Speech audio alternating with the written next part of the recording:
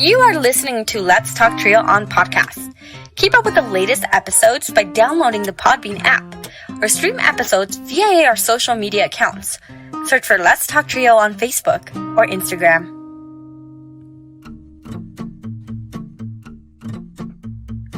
This episode is sponsored by Student Access. Student Access, the leader in Trio software. Student Access is an online database solution that allows Trio programs to track their students' information, connect with students by text messages, streamline the APR, and work from anywhere, all online, with automatic updates for changes from the Department of Education. Their technical support team includes former Trio staff and has over 50 years of combined experience working with Trio. Make it easier to focus on your priority, the students. For more information and to request a free demo, visit their website at www.studentaccess.com or call them toll-free at 1-800-801-1232. That website again is www.studentaccess.com or 1-800-801-1232. Be sure to share your favorite episodes on your social media by tapping that share button. This is a great way to support the podcast. Now here's your host, Juan Rivas.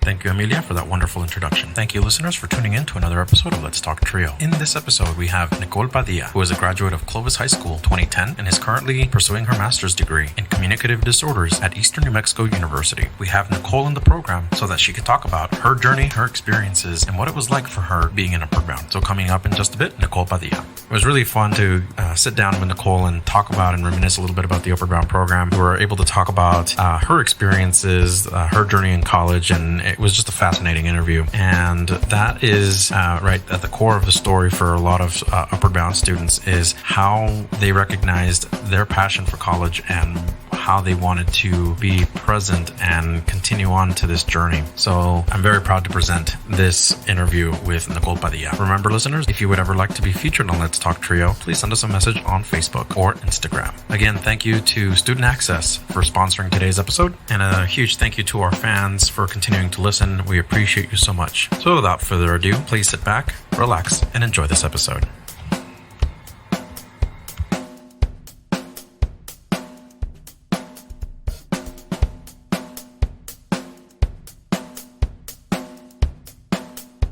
Five, 4, 3, 2, 1. Welcome, listeners. Thank you for tuning in to another episode of Let's Talk Trio. My guest today is a Clovis Community College Trio Upward Bound alum and is currently working on her master's degree at Eastern New Mexico University. She attained her bachelor's degree at the same institution with a major in communicative disorders. And highlights include the Trio Voice Award in 2009, received her Associate of Arts in Liberal Arts in spring 2013, received her Bachelor's of Science degree in Communicative Disorders in December 2015, and is currently working on her master's degree in the same field and is projected to earn her degree in December 2020. I would like to welcome Nicole Padilla to the Let's Talk Trio podcast. Nicole, welcome. Hello. Hey, Juan. How are you? I'm doing good. How are you? I'm doing good. Thank you for having me today. I feel honored to be here today. Well, we are honored. It's an honor on this end to have you on the podcast. When I put out the call on Facebook and you responded, I was like, yep, definitely have to have her story on the Let's Talk Trio podcast. So for full disclosure for the audience, Nicole was one of my students at the Trio Clovis Community College Upward Bound program. And you've gone through a lot. I mean, you've gone through Talent Search, then Upward Bound.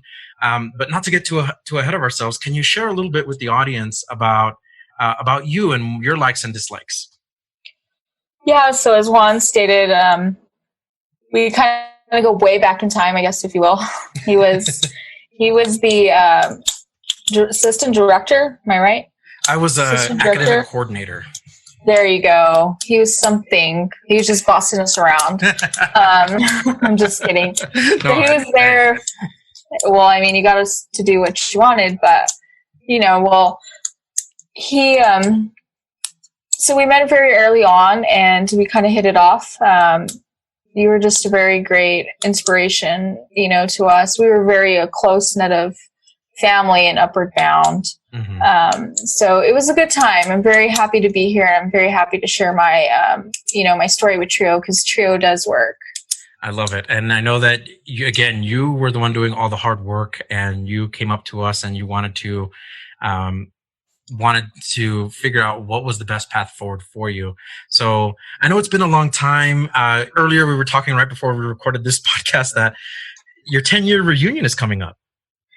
Yes, it's coming up, and it's quite scary because I didn't think that I graduated high school 10 years ago. It's not vivid. So, but I mean, we'll see where the class reunion takes us. I think we were supposed to have it this summer, but I don't know if we're going to have it even, with everything that's happening right now.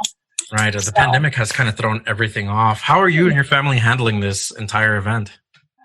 We're doing good. I'll have to say, for the first 2 weeks, I was kind of thankful. I know that sounds horrible, but I was kind of thankful because I was able to play catch up, in grad school, which those 2 weeks were very helpful. Mm-hmm. But after the 2 weeks, I really understood what was going on and how serious this nature was. And it really did kind of mess me up in my studies as well. But yeah, I think there's pros and cons, right, to this whole pandemic that we have.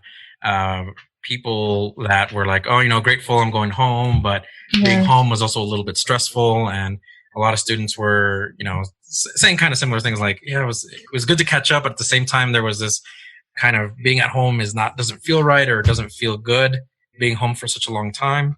But I know there was pros and cons to both. Yeah. And I feel like it made me realize what I'm thankful for and what, the little things that we take for granted.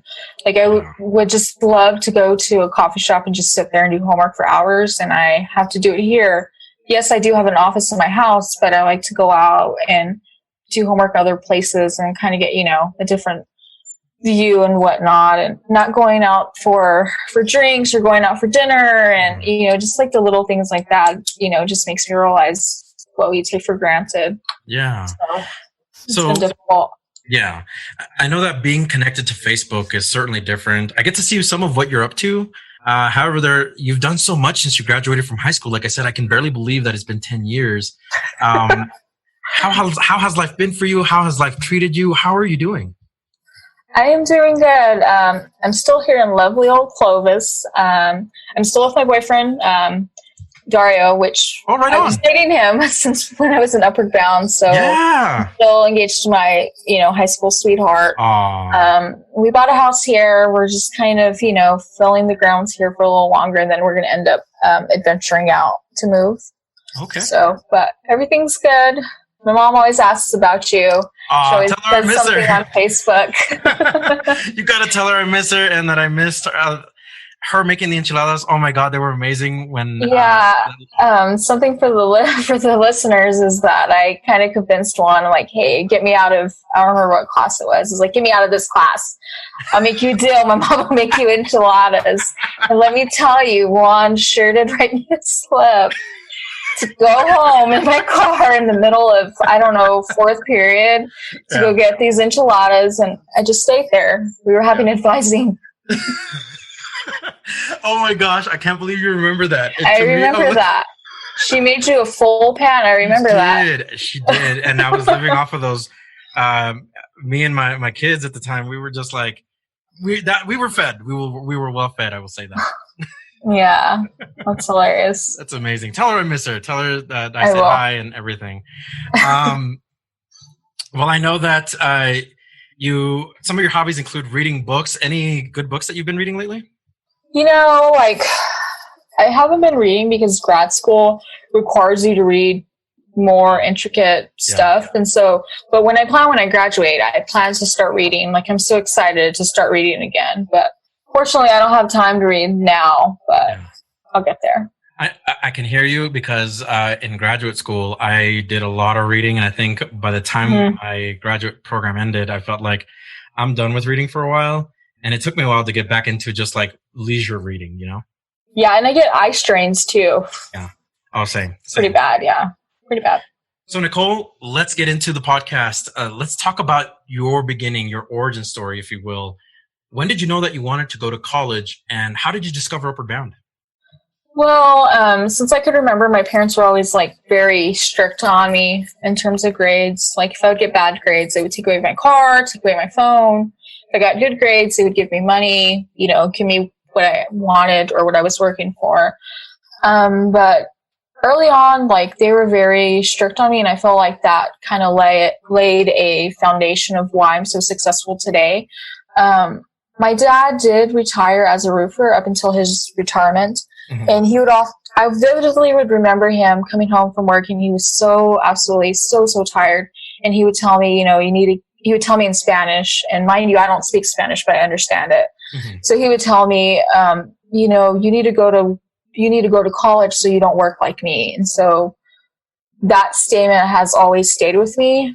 So from then on, I knew I wanted to pursue higher education in order to, kind of work comfortably, so that's where it all started. As you stated earlier, I was involved in talent search in junior high, I believe. And one of I think her name was Dorothy. She had curly hair. She was at Eastern. She had a twin. Dorothy? Doris? Doris. Well, I had the D. And I think it was Doris that told me, that Clovis Community College is getting an Upward Bound. You would probably be a good candidate, so on and so forth. And so we kind of got the paperwork going because I couldn't be involved in two programs at the same time. Right.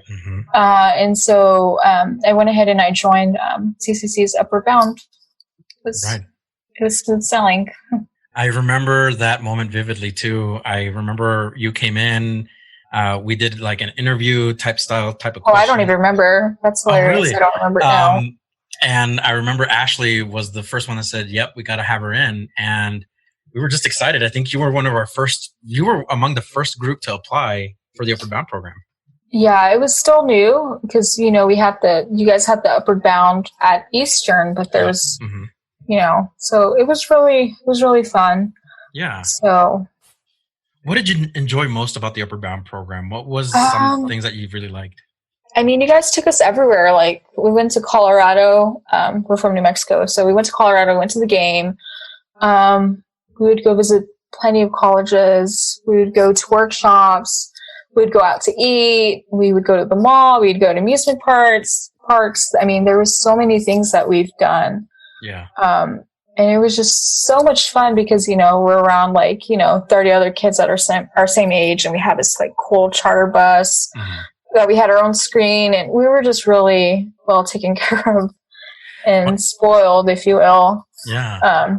I think one of the running jokes for Upward Bound programs is that students, they're always well fed, that we always look out for you. Yeah, we had a limit. It was you got a $30 limit for today. I remember when we went to Tucano's and we had the limit. Right. And Ashley's like, all right, well, here's your $30 for dinner. And here's, she was just going down the line and passing the money along. Yeah. Oh my gosh. It was such a fun experience, and we've had a lot of fun. Yeah. Is there any specific event or trip that really sticks out in your mind that you really enjoyed and you're like, that one will always forever be in my mind? Let me think. Went to the baseball game. I remember the baseball game. Went to go see the Rockies play. That was a lot of fun. And just kind of, seeing the different colleges was just so much fun. I remember, because we didn't technically live on dorms. We did it for one semester, but it was just it was a nightmare. Yeah, I think it was an experimental try, and we're just it was a trial, and it just was not for. And I think you guys quickly understood that pretty quickly. So, yeah. I mean, and this is right where first year we were trying everything, and once we felt like this dorm thing wasn't going to work out, I think Ashley was just like, yeah, we're going to change the format next year. So we just went with that. I mean, you guys had planned us a lot of good trips. I mean, even just the stipends that we would get, like, what was it, like $40 a month? I think so, yeah. For having to do X, Y, and Z. But we've had a lot of good experiences. I know our senior year, I didn't go because I went with my sister home. But you guys went to New York. So that looked fun from the pictures. Yeah. I didn't end up going to New York. I think that was the year I think that the fall 20, I can't remember what year now. I think it was 2009. I had left Upward Bound and I went to Gallup. Oh, really? Yes. I don't remember because I graduated in 2010.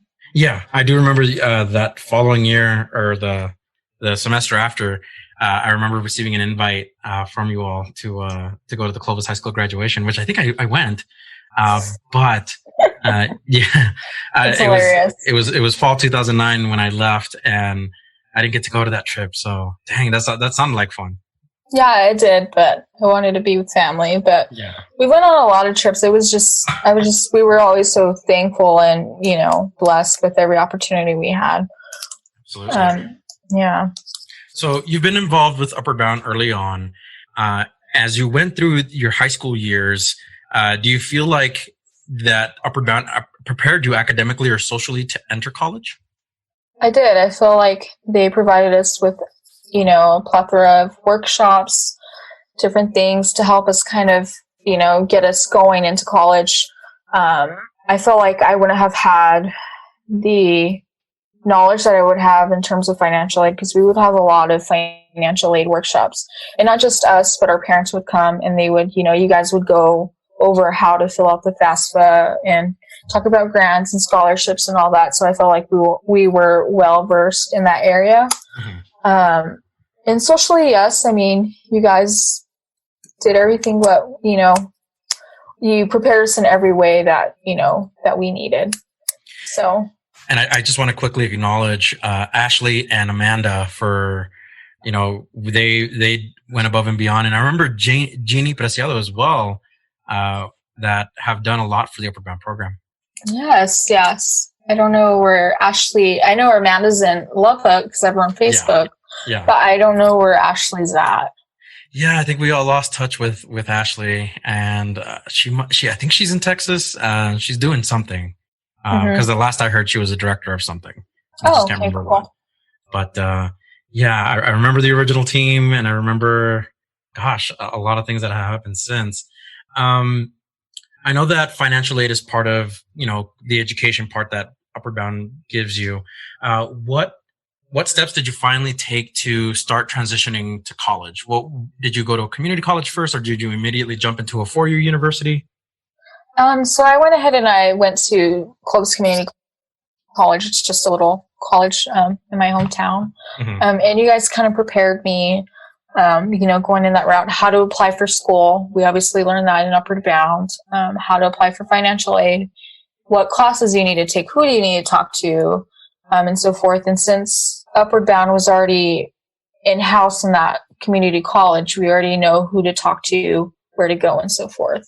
Yeah. So that was very handy because I felt like if I wouldn't have attended Upward Bound, I don't think I would have known where to start in college, especially as being a first-generation college student. Absolutely, yeah. And then you spent some time at CCC. You attained your associate's degree. What did you get it in? I got an associate's in liberal arts. I just got, associates just to transfer over for my credits. So that way I would get my bachelor's degree. I used my associates as a stepping stone to transfer to Eastern. That's amazing. So you chose Eastern New Mexico University. What led you to that decision to attend ENMU? Eastern is cheap, I have to say. compared to other universities, I mean, it's cheap. It really is. And I was not necessarily looking for the full college experience. I wasn't going to stay in the dorms. I was just going to commute back and forth because it's only like a 30-minute drive. And they had a really good communicative disorders program. So that's awesome. Initially what, why I was interested in ENMU. Awesome. So just real quick, from one Greyhound to another, you made the right choice. ENMU is a great university. and I still love the university, and it's my first love. Even though I'm working for another 4-year institution, it's still ENMU. The Greyhounds will always be they'll always be part of you, and no matter where you go, it's always nice to have that sense of community. Yeah, and I feel like if I honestly, like, I didn't spend nothing on my bachelor's. Like, my bachelor's degree was 100% free. Probably paid for like a summer semester here and there, but between lottery and between, financial aid and my scholarships, I didn't pay nothing. So it was free. That's my bachelor's amazing. was free. Yeah. That's but amazing. Let's not talk about my master's, but my bachelor's was free. The bachelor's is free and it comes in handy, right? And now you're transitioning to a master's. But hey, at least, right, you're not going to graduate with $40,000 or $50,000 in debt, Yeah. That's good. Yeah. So the decision you decided to still stay within Eastern, and now it's with that. What was your experience at ENMU like? Was it? I know you said that you weren't really looking for the full ENMU experience, but were those classes still hard to get to, or did you have to commute a lot, or did you go into online classes? What happened there? I believe at that time I had online classes because it's you have to be on, like, necessarily, like, you don't have to be on your computer on real time. You just do your homework as you go. So I would sometimes commute back and forth, or I would be online. So that's really all that I did. Like I said, I just commuted back and forth. I really didn't stay for any of the social events or any of the, the cultural events or anything like that. But overall, I think I had a really good experience. It wasn't hard to sign up. All my classes transferred over. I didn't have no problems. I think just like one class didn't transfer for my particular degree, which was a science class. I had to take chemistry, I think. So it wasn't that bad. And it was pretty easy. I mean, Eastern's more of a sister college compared to CCC. So the transition was super smooth. In terms of support, did you receive any sort of support while at Eastern? Just really like financial aid. Again, I wasn't really involved in anything. They do have the TRIO program there, but I was just so busy that I just didn't have the time, or, Right. I was working in between jobs and, just trying to get everything, get all my requirements out the way since I already had my basics done. So you were a transfer student going from Clovis Community College to Eastern New Mexico University. Were there any challenges that you experienced? And if so, how did you overcome them? Well, like I said, it was just a smooth transition. I did not really have trouble at Eastern. I would say the trouble that I had at Eastern was probably the first year of graduate school, because it's like, you like wake up that quick and you're like, I don't know what just happened, but I have to read like 60 chapters by tomorrow and I need to learn a new alphabet. I may be exaggerating, but graduate school is like that. Yeah. And I really didn't have a good first semester. I just was not ready, and I did not necessarily understand how heavy the coursework was going to be. So, but I had a few setbacks, but with my advisor, I was able to get back on track. That's good. That's very good. I know that you said you weren't very involved at Eastern, but did you occupy your time in other ways? I know you were in between jobs as well, but were there other things that kept you busy? Just work and school was the name of the game. Nothing new, really. Just work and school. You sound like a true college student that's in graduate school at the moment. Yeah, I don't have time. I don't have time to do anything. I don't have time to do anything. But So Nicole, just to reflect with you a little bit, like that was life for me when I was completing my graduate work. It just felt like you had very little time for anything else. Like I would go to work, and then as soon as work was done, I was immediately into my books. And then a coworker of mine who would travel with me to conferences, they usually hold a lot of social events for professionals. I would lock myself in the room and not go to anything and just like immediately start writing on my next thesis or my next or reading my next chapter of a book, because that I agree with you. The master's program just keeps you that busy. Yeah, and I think I was still working at the time. Like when I initially got in, I was working as a developmental specialist for a birth to 3 center, and I got in and I realized how heavy it was going to be. and I wasn't happy with my job, so I switched to working. I was working in the school as a speech therapy assistant for Clovis schools, so I really enjoyed that. And then I realized I can't do two things right now. It's just too much.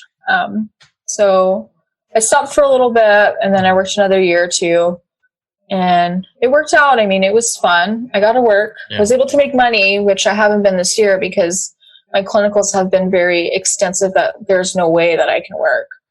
But I miss it. So hopefully back in August, I'll be able to work again. Well, that's good. That's good. So kind of going back a little bit, you must be extremely happy to have completed your bachelor's degree. What was the driving force behind getting the master's degree? What motivated you to do that? Well, I was very elated to earn my bachelor's degree. As I said earlier, that I'm a first generation college student, and I was the first one in my family, so that really meant a lot. I honestly had to earn a master's degree in order to work as a speech language pathologist. So aside from that, I also had more of an external drive that I wanted to complete this degree and kind of, just check it off the box that I completed it. And just starting something new finish, I think, is my whole mindset. Yeah. I think you have, and I know that there've been some challenges here and there. What kept the drive going? I know that you said there's external influences. You said that you just wanted to keep pushing, but that motivation, where did it come from? That just the desire? Yeah. I think I just wanted to be proud of myself. I did this with no one's help. And I think the other half is just to make my parents proud. Mm-hmm. I had lost my father in January after I lost my father in January. And then I earned my associates that May. But I remember when my dad was on hospice, he was pretty sick, and he had told me, please finish your degree for me. And so that always has resonated with me. So I think that earning another degree on top of what I've already promised him, I'm sure he's, smiling. Well, our hearts go out to you, Nicole. Oh, thank you.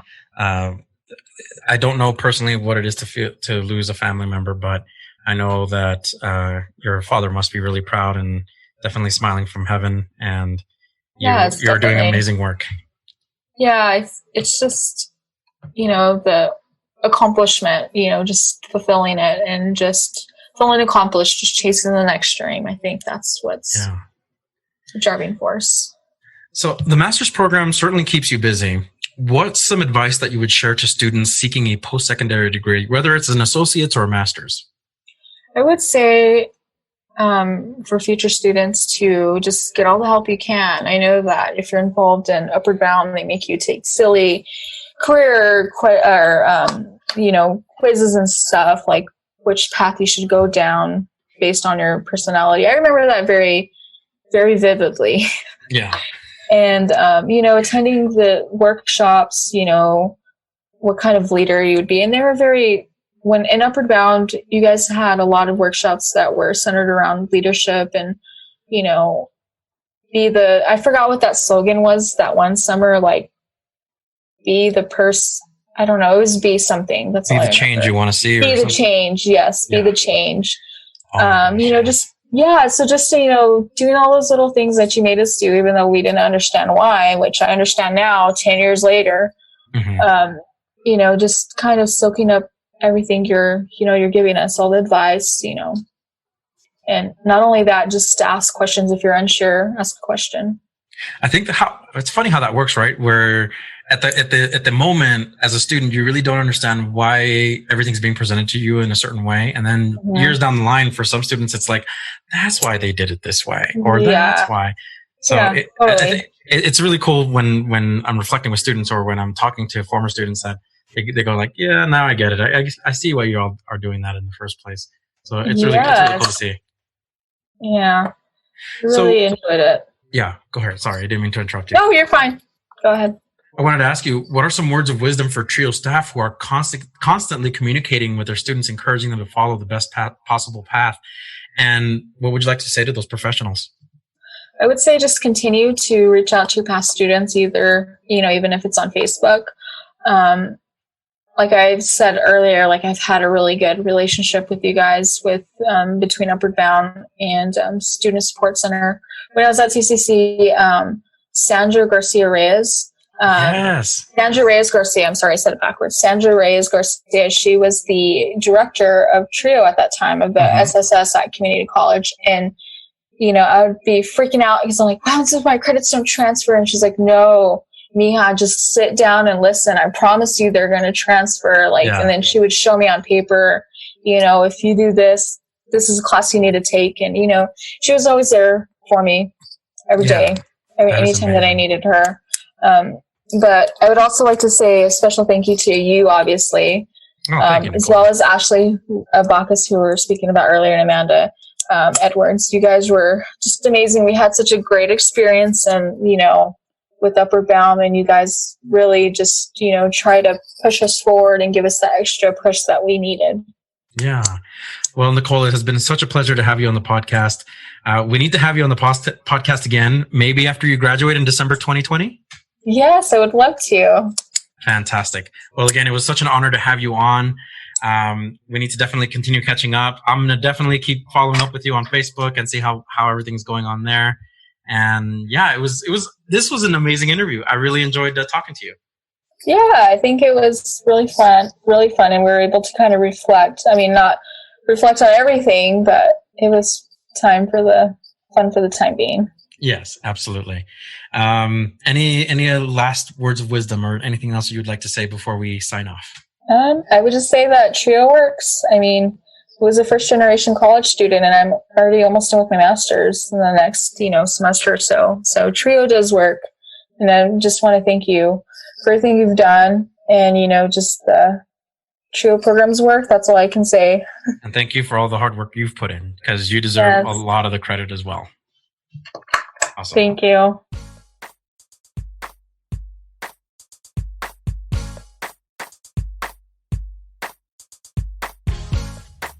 Are you a participant, alum, or staff of a TRIO program? Do you want your program highlighted? You or your program could be featured in an upcoming episode of Let's Talk TRIO. Get a hold of us by going to our Facebook page or Instagram and send us a direct message. Search for Let's Talk TRIO. We want to get your story to the public.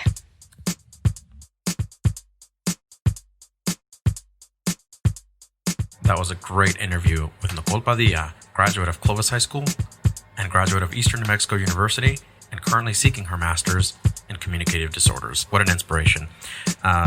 We want to, again, thank our audience for continuing to listen. We want to thank all our supporters.